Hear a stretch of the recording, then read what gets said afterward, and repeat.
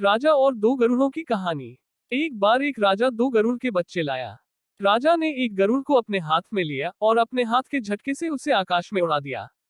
तुरंत वह आसमान में ऊंची उड़ान भरने लगा, जबकि दूसरा अपनी डाल पर बैठा था। वह उड़ नहीं रहा था। ये देखकर राजा को बहुत दुख हुआ।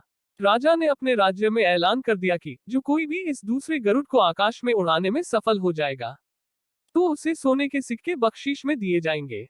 इस इनाम का लालच से कई लोग आए, लेकिन कोई भी गरुड़ को उड़ा नहीं सका। ऐलान सुनकर एक गरीब किसान राजा के पास आया और उसने अनुरोध किया कि वह गरुड़ को उड़ाने की कोशिश करेगा। बहुत सारे महारथी थक गए, वहां पर यह गरीब किसान क्या कर पाएगा भला। ऐसा विचार राजा के मन में आया, लेकिन उन्होंने फिर भी उसे लिए सहमति दे दी, क्योंकि गरुड़ का उड़ना जरूरी था। किसान गरुड़ के पास गया और वापस आ गया। राजा ने पूछा, क्या हुआ, उड़ा क्या गरुड़? फिर किसान ने आसमान की ओर इशारा किया। राजा ने आकाश की ओर देखा और देखकर आश्चर्य से राजा की आंखें खुली की खुली रह गई। वह दूसरा गरुड़ पहले गरुड़ से ज्यादा ऊंचाई पर आसमान में उड़ रहा था। राजा आश्चर्य से देखता रहा। उस झटके से उबरने के बाद राजा ने किसान से पूछा, अरे तुमने ये कैसे किया? किसान ने कहा, मैंने कुछ अलग नहीं किया। मैंने बस वह गरुड़ जिस डाल पर बैठा था वह डाल तोड़ दी। उसी समय वह आसमान में ऊंचा उड़ा। जीवन में बहुत से लोग किसी ना किसी डाल से जुड़े रहते हैं। कोई अपने खेत को, कोई पारंपरिक व्यवसाय को और कोई छोटी बड़ी नौकरी को छोटी बड़ी डालियों से लिपटे रहता है। हमारे भीतर का गरुड़ जो मिलता है उसी में संतोष करना लग जाता है।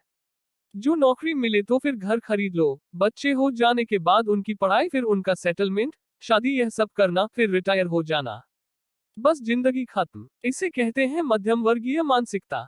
अरे कभी तो अपने अंदर जाकर देखो, क्या जीवन बस इतना ही है? याद रखें कि आपके डाल को कोई काटने नहीं आएगा। आसमान में ऊंची उड़ान भरनी है तो खुद को ही खुद की डाल तोड़नी होगी।